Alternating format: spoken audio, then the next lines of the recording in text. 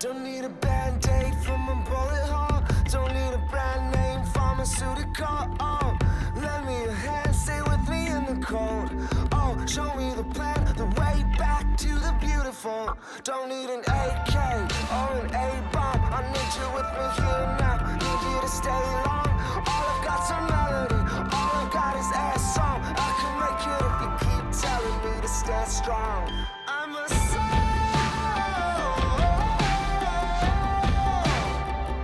inside a body.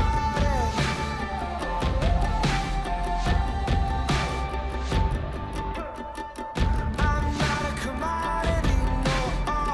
Untie me, you've gotta be let go.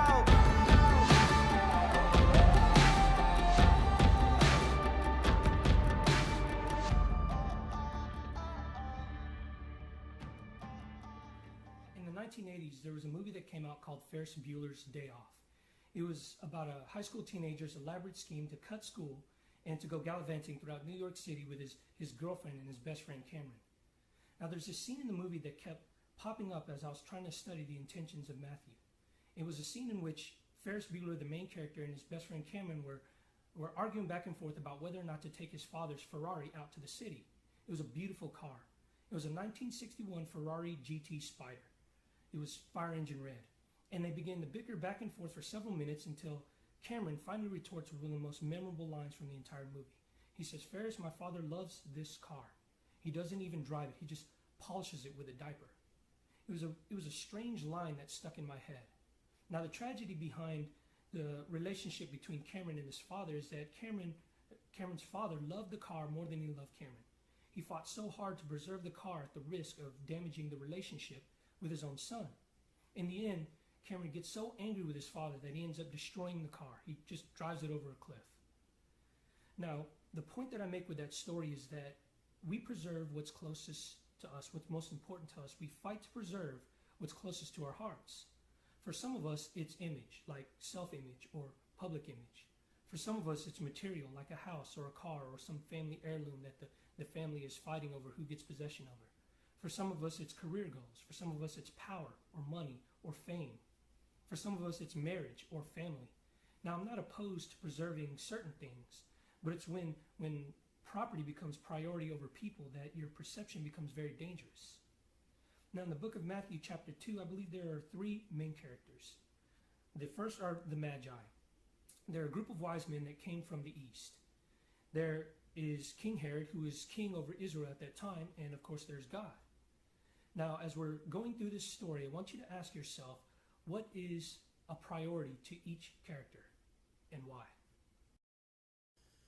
Matthew chapter 2 begins, when Jesus was born in Bethlehem in Judea during the time of King Herod, Magi from the east came to Jerusalem and asked, "Where is the one who's been born King of the Jews? We saw his star in the east and have come to worship him." When Herod heard this, he was disturbed, and all Jerusalem with him. When he called the people's chief priests and teachers of the law, he asked them where the Christ was to be born.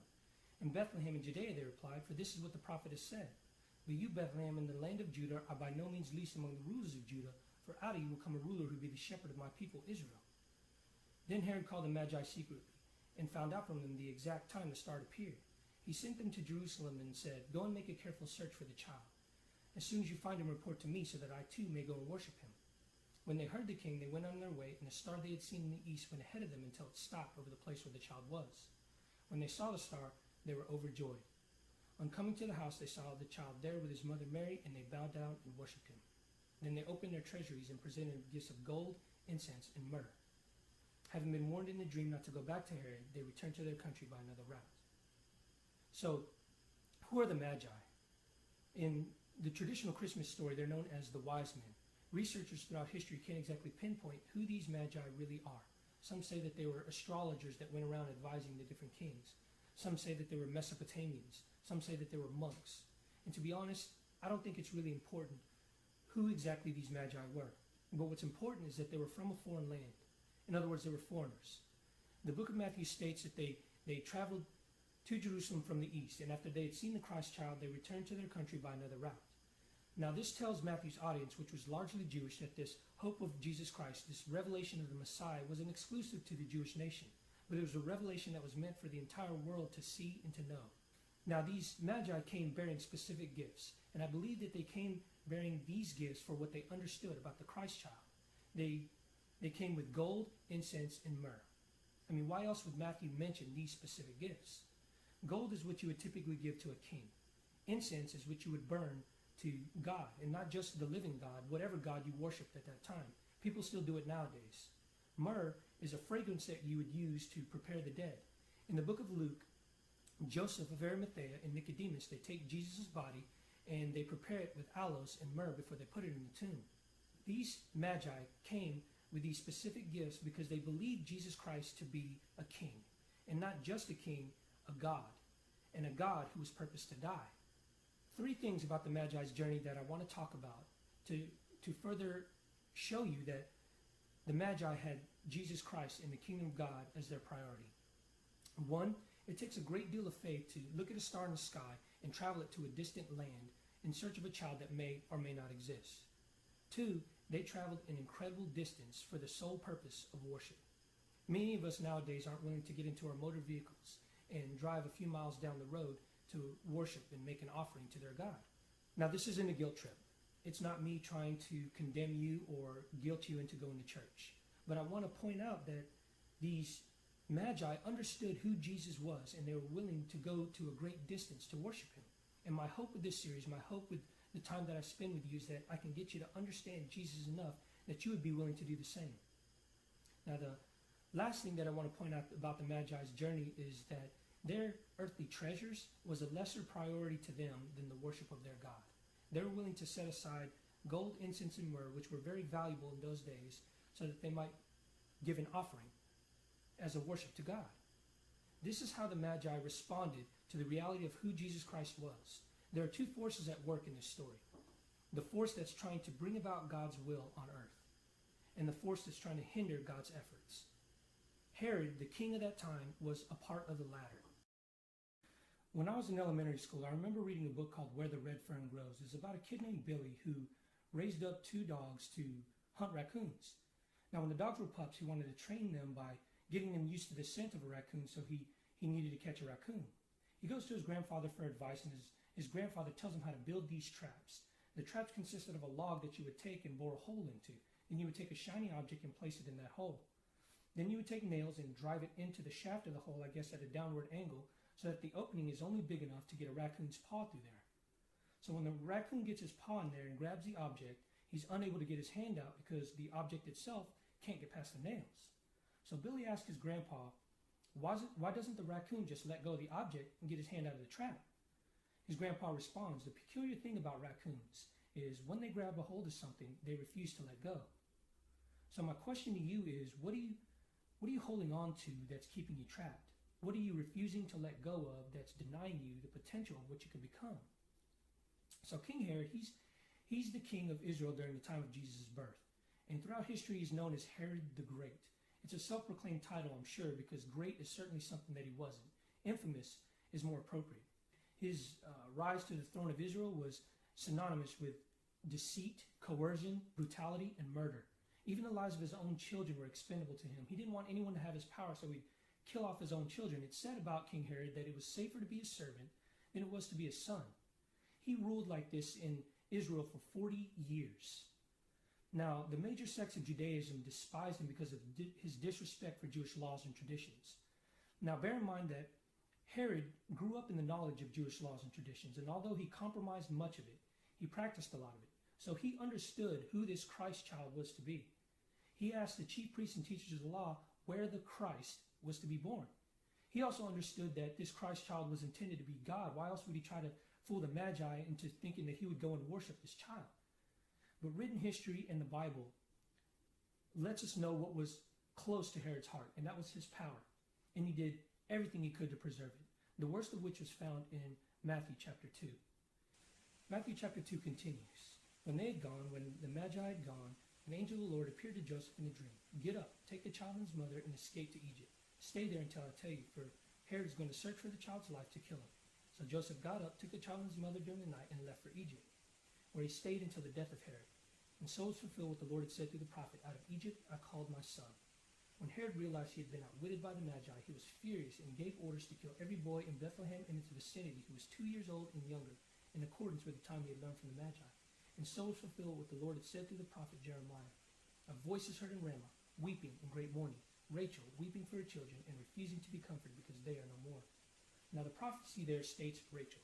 Rachel is an early ancestral mother of the Israelites. She had children, her children had children, and so on until entire tribes were created within the nation of Israel. These are the children that Herod had slaughtered. 40 years he reigned like this. 40 years. He understood who this Christ child was. He understood the opportunity and the hope that it was supposed to bring his kingdom, the people that he was made responsible for. But his answer to the Christ child was infanticide. Kill the children of Israel. That was his answer. We preserve what is closest to our hearts, and he was willing to trade the entire eternity of his nation for his pitifully infamous 40-year reign. He's an awful, awful king. He's nothing like Jesus Christ. Jesus Christ once said, "Let the children come to me, and do not hinder them, for the kingdom of heaven is made for such as these." I served for several years at soup kitchens, community cupboards, and outreach facilities, handing out necessities like food, clothing, and toiletries to the different people in need. And I remember going around with this group to abandoned buildings and underneath bridges and into the woods, and we would hand out sack lunches to the homeless people that had made their dwelling there. Now, I never really spoke to these people. I mean, we'd exchange pleasantries and maybe a story here or there, but I never said anything real to any of them. I remember sitting in soup kitchen lines, week after week, month after month, watching these nameless faces sort of go by and thinking to myself, these people, they never change. They're always going to be dependent on a handout. Now, some of them might have changed. Many of them might have changed, but I'm fairly certain it wasn't because of anything that I contributed.